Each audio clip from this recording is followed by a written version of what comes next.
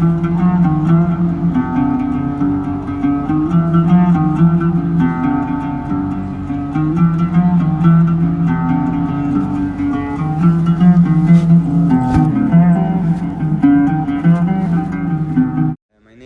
Akil. I'm one of the actors in A Sad and Beautiful World. I'm Cyril Aris. I'm the writer and director of A Sad and Beautiful World. I'm Tino, Karam, actor in Sad and Beautiful World. So how did it come together? What was the inspiration of the movie and what were you trying to convey with it? It's a project that's been quite a few years in the making, and the source of inspiration is, trying to tell this love story over 3 decades and go through all the upheavals of the contemporary history of Lebanon, a Lebanon traversed by wars and crisis, but also a Lebanon going through periods of prosperity, peace, and vibrancy, and trying to talk about that through a very specific love relationship between two antagonistic forces of nature that have a completely different viewpoints of the world. We have this Nino, the eternal optimist, that is very hopeful and very optimistic, and we kind of learn throughout the film that his optimism is actually just a compensation for a deeper pain that stems from the childhood. And Yasmina, his counterpart, who's of course his opposite and much more cynical, pragmatic, down to earth,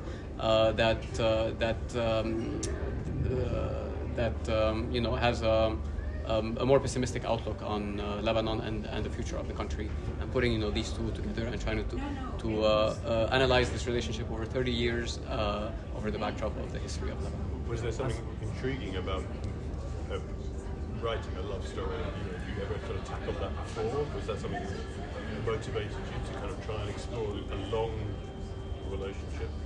That was part of the challenge, actually. I'm always quite interested in how the childhood traumas actually have reverberations all throughout the life, and I felt that to try to understand their viewpoints, we do have to delve back into their past and go through the childhood. So it was part of the challenge, and also it was me battling with the question of bringing children into a very uncertain world, specifically in the Middle East, when we see that. When we look at our past, it's not very bright, and it makes you wonder if the future is going to be any brighter. So to try to understand this legacy that is being passed through generations, it was essential to go back in time in order to project into the future. So how difficult was bringing all these elements together? You have romance, you have magical realism, you have commentary on contemporary Lebanon and its history. So all these elements, was the scripting process tough? Did you have to do many drafts? Yeah, actually it was the development was scattered around throughout 4 years more or less, and I did go through several iterations where some iterations felt that they were focusing more on the political background and the social context, and like the social message was stronger than the substance of the love story. Other drafts were actually the country took a hike and it was just the love story. So trying to find that balance was quite challenging, but it was part of the appeal for me to try to take a genre like romantic comedy and subvert the genre, subvert the expectation, and try to stain it with something that's a little more grounded and that's a little more reflective of our social reality in Lebanon, where comedy is always used as a defense mechanism and a tool of survival against the ambient cynicism and pessimism that is typical of our region, but at the same time not to shy away from the social context that really affects our relationships and the dynamics between us. And I know that Hassan stay in Lebanon. You live, and I don't know for you. Well, I'm half-half. But what was the reason for you to leave, and what was the reason for you to stay in Lebanon, and what would be a reason to go back or to leave? Start. Well, growing up in war, I was born in 81 in the middle of war, and then 82 Israeli invasion, another war in 87, 89, 90. 96, 97, throughout our life. I left Lebanon for university and a bit of work, And as when I started a bit to be advanced in my professional work, I thought I might as well, I want to give back in a place where I feel comfortable, because whatever I give is going to come back to me. Might as well be in a society where I connect more. I was in advertising, so advertising for my people, family, friends, my culture. I wanted to develop a bit this bring something new to develop, not the culture, but to bring it on a more international level. And that's why I decided to go back, to give actually back to my country. And then we went through these past 5 years through, economic meltdown, explosion. We had everything lost, whether it was in the banks, all our money was gone, our homes were gone. I got my first son. Actually, my wife was pregnant when our house blew up, and we thought about leaving, but then we knew if we left, we were never gonna come back. And I knew this was just a small period, this storm, and it's gonna pass. So we stayed here, and the film came at the right time, where it gave us hope of actually we can do something by being together, by feeling as a family society, and not leave.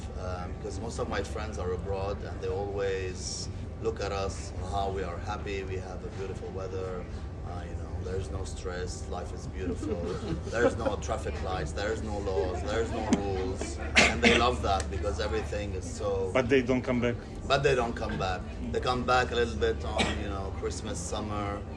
They're having trouble with their own kids because everyone's kids is being born abroad, and they want them to come and see where they come from actually, and to know the culture a bit, know the language, and this is a pain a bit they have. It's the forever question. It's the, I think that this question of leaving versus staying is an inherent part of being Lebanese. It's the, the one question. If you look at our cinema, Lebanese cinema, since the 50s, it seems like we're making the same film over and over again, because that question transcends all the generations. You were asking me, so yes. For me, I spend half the year in Lebanon, half the year outside, simply because I fell in love with someone who's not Lebanese and who lives abroad. So we're trying to find a balance between the two countries. But yeah, just like Tino says, I think that there's always a wish to come back, but then once you're there, there's always this projection of being outside. So it's a very complex, unanswerable question, and I think that's why it was worthy of a film, because the answer is always in the gray area between the yes and the no. And you live in the States now? No, I'm Colombia. But I have a question for you. In South America. How does it resonate with you as a Serbian? How did you see the movie? And I was angry with you because I didn't see half of the film because I was crying. Thank you for this answer. For me, I think time is the most expensive thing you have in life, and where you choose to spend this time and with whom is very important. I have a younger brother that already immigrated to Canada, and that left, if I was to leave also, that would leave my parents alone, so I decided mainly to stay with them. But I left for 2 years. I studied out, I did my master's outside, and then I chose to come back to Lebanon, and now I teach in university in Lebanon. So I feel this responsibility to be there, and maybe to forward some thought of our generation to the next generation. And at the same time, I really love Lebanon. I honestly don't want to leave, because everybody I know and everybody I love is there. Everybody thinks there or they left? It's there in Lebanon. Like I lost many friends who already left, but I still have a lot of friends. And food is great. Yeah, the food is amazing. The women too. I think everybody has this idea of immigration, like you're gonna go find what you're seeking outside or what you're missing. And I don't believe it's true. I've seen a lot of people, Lebanese and non-Lebanese, who lived outside while I was doing my master, and they look pretty miserable. And yeah, they seem pretty alone in places that they didn't feel like they belong. No, I'd rather stay in my land and try to succeed in my land. Talking about the film, what was the brief that the director gave you as an actor? What were you told? Good one. And what did you contribute to the I think the first time I saw Cyril, I was feeling pretty depressed in life. I remember yeah. he entered the audition. He's like, listen, I'm going through a depression. I didn't want to come to the audition. You insisted so much that I kind of Yeah, but he was quite kind about it, See, I took him outside the office, actually. I told him I'm feeling pretty bad. I was just out of a breakup also. It went for very 3 years. Nino, as you can see. And it ended also because of reasons that weren't romantic. It was career and work in Lebanon and a lot of things that I was personally suffering from myself, And then I met him and I actually just told him the truth. I told him, man, I don't know what I'm doing here. I came here, you called me, and but I was feeling pretty nervous even, But he was very good to calm me down and give me some of my confidence back. Like at a time where I didn't feel like I liked myself or loved myself so much, he loved me for both of us, So I had a really nice audition and we ended up having a 4-hour audition together. True. He started out actually with the sad scenes, which was quite good because I was already feeling quite sad. That didn't take too much effort.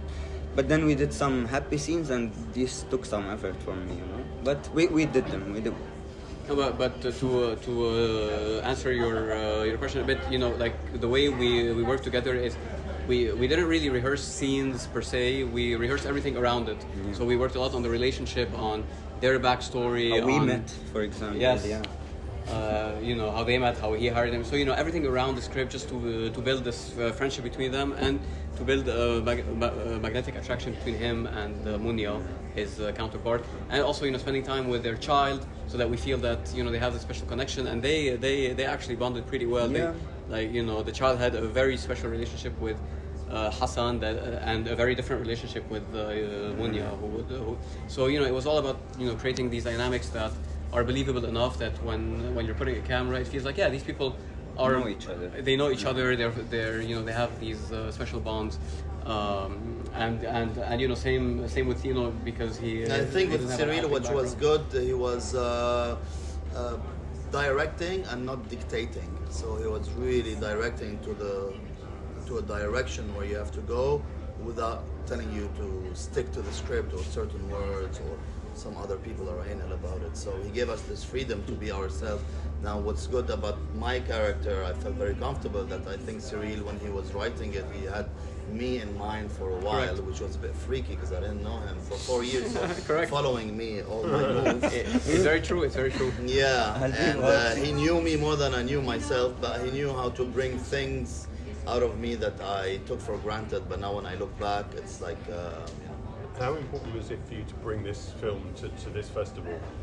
Sorry, come again. How important was it for you to bring this film to this? Actually, quite a lot because I did participate in the Red Sea Lodge at the time. It was called the Red Sea Lodge, which is a screenwriting workshop. Right.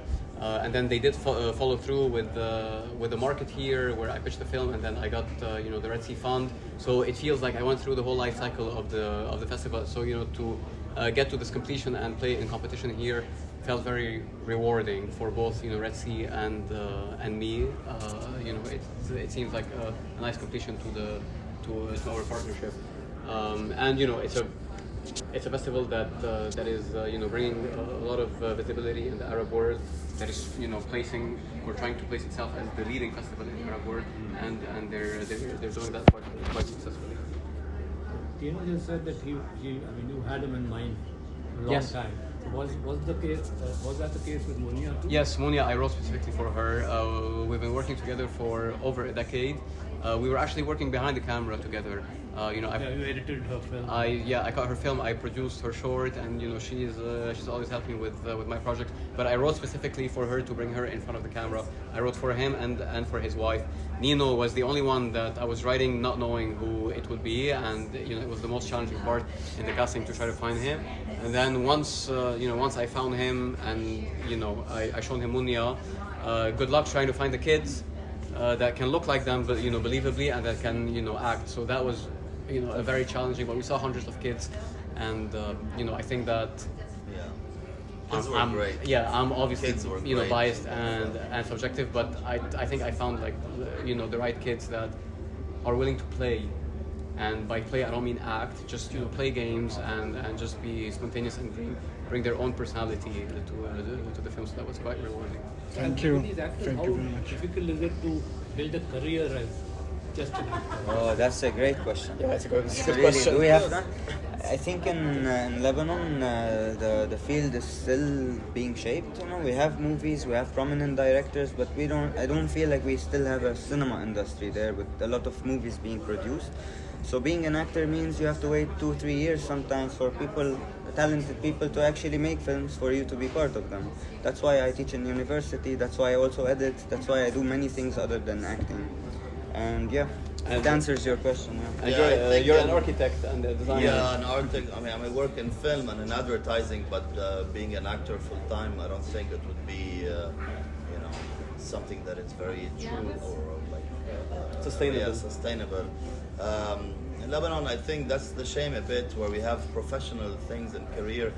Even in sports, you have like football, basketball. Nobody. It's like a hobby that they do with a passion, and they kind of make. Rarely they can make a career out of it. Yes. You're an architect? I'm an art director. I'm a graphic design, creative director, and an interior architect as well. You're an ad man. Sorry. Yeah, I'm an ad man. Thank you.